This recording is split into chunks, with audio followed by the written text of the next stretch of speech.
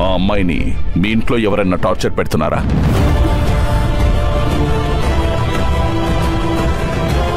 అన్నా, ఏంటన్నా మీరనేది? మంజు ఇక లేదు అంటారేంటి? చూడు సత్య, ఇంట్లో ఆడవాళ్లకు కష్టం వచ్చినా, నష్టం వచ్చినా, బాధ వచ్చినా, దుఃఖం వచ్చినా అది ఏదైనా సరే చెప్పుకోవడానికి భర్త అవసరం.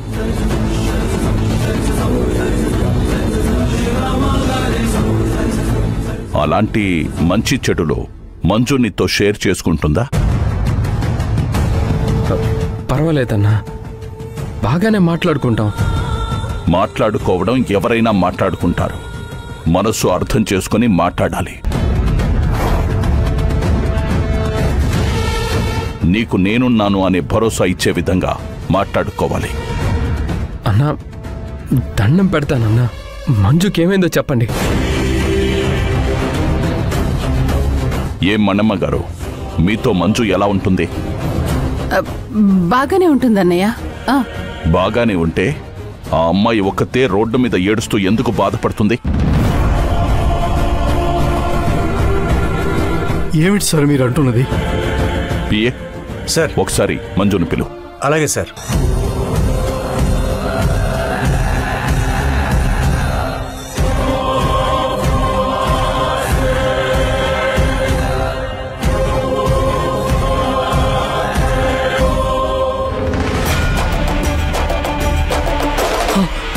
అమ్మా,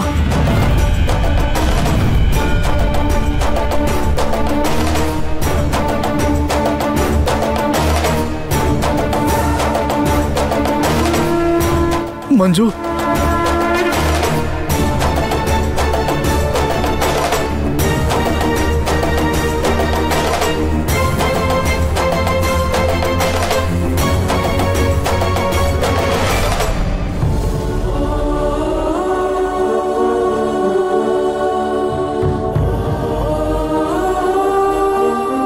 నేను అరిచి గొడవ పెట్టిన ప్రతి విషయం ఈ కాకి పిల్ల ఎమ్మెల్యే గారికి చెప్పేసిందా ఏంటి?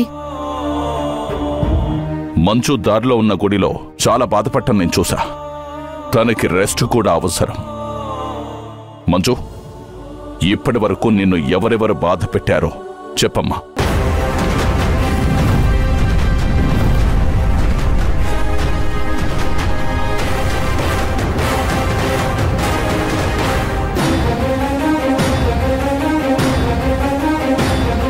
పర్వాలేదు, చెప్పమ్మా. నిన్నెవరైనా బాధ పెట్టారా? అదేం లేదు నాన్నగారు. జాబ్లో టెన్షన్ ఎక్కువగా ఉంది. పైగా ఈ మధ్య డ్రగ్ తీసుకున్న పేషెంట్ గురించి కూడా ఎక్కువగా ఆలోచించి స్ట్రెయిన్ అయ్యానంతే. అంతే తప్ప ఇంట్లో వాళ్ళెవరూ నన్ను ఇబ్బంది పెట్టలేదు.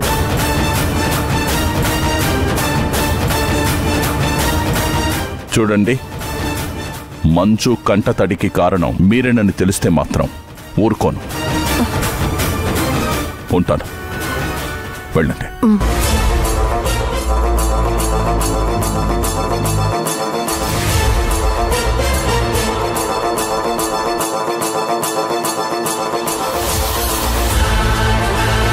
మంచు, జాగ్రత్త. ఏం పర్వాలేదు, ధైర్యంగా ఇంటికి వెళ్ళమ్మా.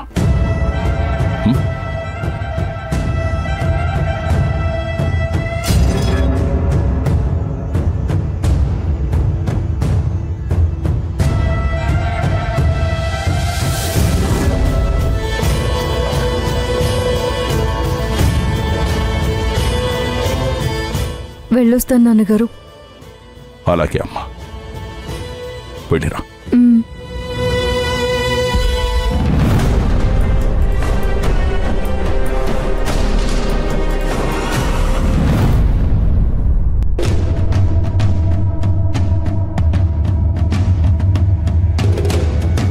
ఎమ్మెల్యే గారికి ఈ కాకి పిల్ల లేని పొనివి ఏం చెప్తుందోనని టెన్షన్తో చచ్చిపోతున్నాను.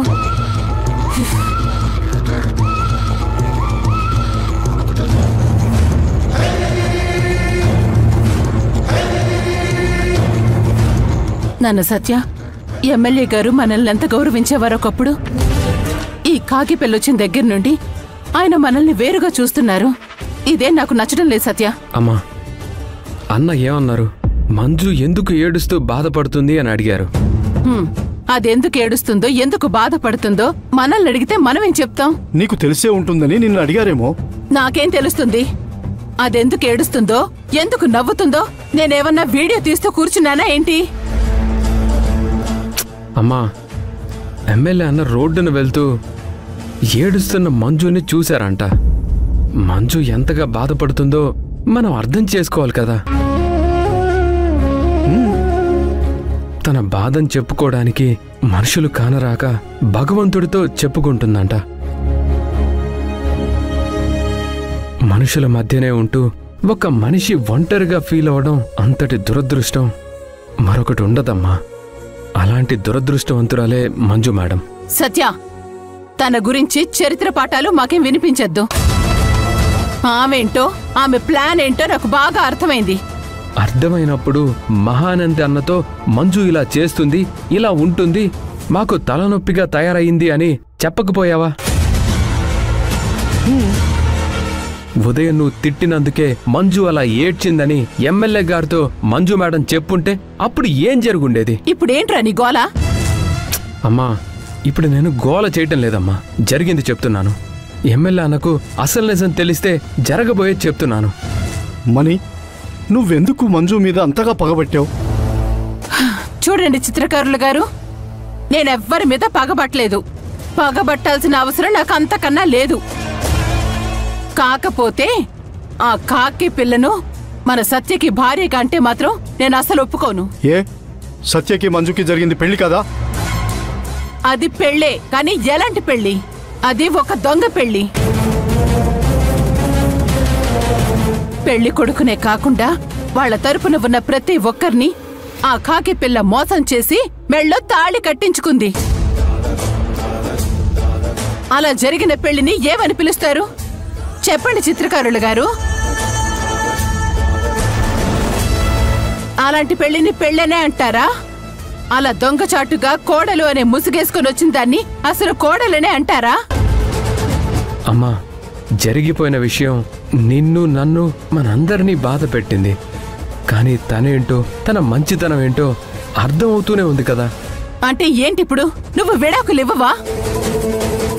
విడాకులు కోరుకుంటాను, తన నుండి విడిపోతాను. కానీ ఉదయం ఎమ్మెల్యే అన్నతో మీరే తిట్టారు అనే మాట చెప్పకపోవడం మంజు మేడం గొప్పతనం, మంచితనం.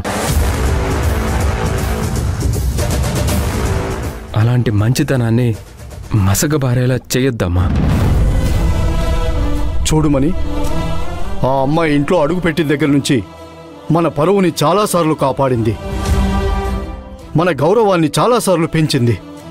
ఈ ఇంటి కోడలుగా తనే ఫిక్స్ అయిపోతే వచ్చే నష్టమేం లేదు.